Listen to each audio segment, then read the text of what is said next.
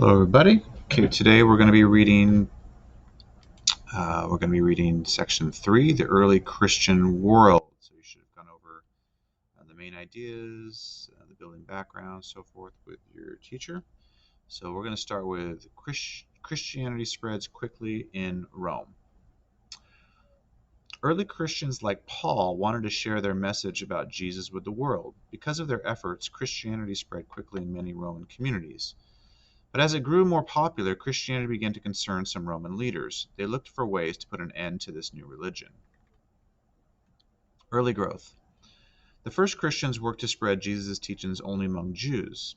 But some early Christians, including Paul, wanted to introduce Christianity to non-Jews as well. As a result, Christianity began to spread in the Roman Empire. Within 100 years after Jesus' death, historians estimate that thousands of Christians lived in the Roman Empire. As Christianity spread, Christians began to write down parts of Jesus' message, including the Gospels. They distributed copies of the Gospels and other writings to strengthen people's faith. Persecution. From time to time, Christians trying to spread their beliefs faced challenges from local officials. Some of these officials even arrested and killed Christians who refused to worship Rome's gods. We call such people who suffered death for their religious beliefs martyrs. Many leaders of the early Christians, including Peter and Paul, were killed for spreading Christian teachings. Even today, Christians honor them as martyrs and saints. Most of Rome's emperors let Christians worship as they pleased. A few emperors in the 200s and 300s, though, feared that the Christians would cause unrest in the empire. To prevent such unrest, these emperors banned Christianity. This ban led to several periods of persecution against Christians. Persecution means punishing a group because of its beliefs or differences.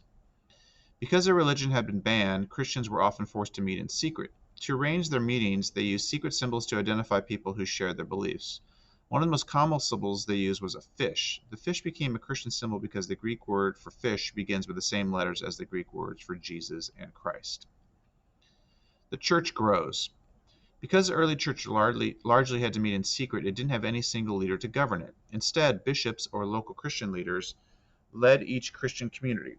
Most bishops lived in cities. They helped people understand and live by Christian teachings. One of the bishop's most important duties was leading Christians in celebrating the Eucharist. The Eucharist was a central ceremony of the Christian church. It was created to honor the Last Supper Jesus shared with his apostles. During the Eucharist, Christians ate bread and drank wine in memory of Jesus' death. Okay, so this goes over the spread of Christianity in 300 and 400. You can see in AD, so this is obviously 300 years after Jesus. So you can see the red parts are AD 300 and the pink are the 400. So you can see just the areas that it spread all throughout the Mediterranean and a little bit beyond. Okay, growth of the papacy.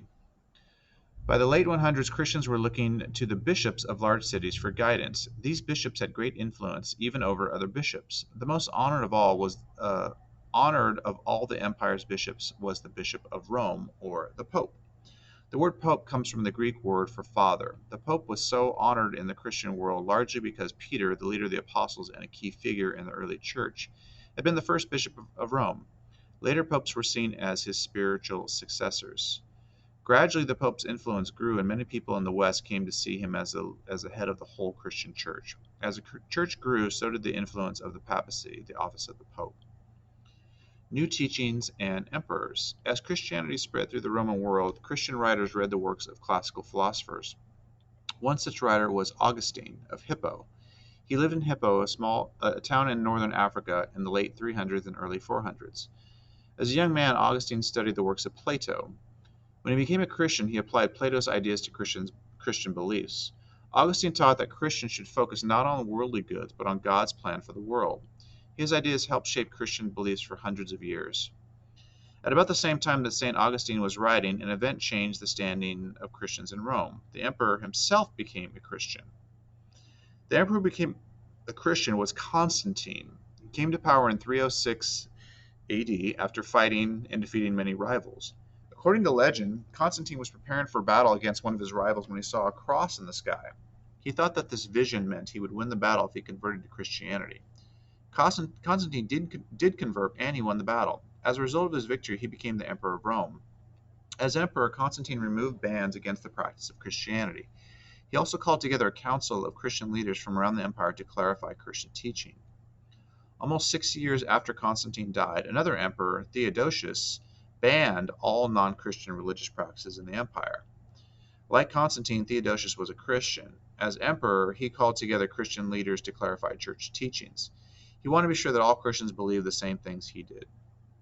So this is Constantine. It says Constantine grew up in the court of the Roman emperor.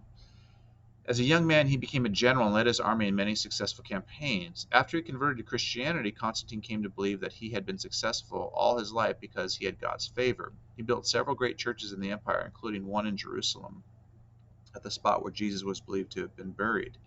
Throughout history, Christians have considered him one of Rome's greatest emperors. Summary and preview. By the late 300s, Christianity had become one of the most influential forces in the Roman world. Its influence provided security and stability for many people when the once mighty Roman Empire began to fall apart in the 400s.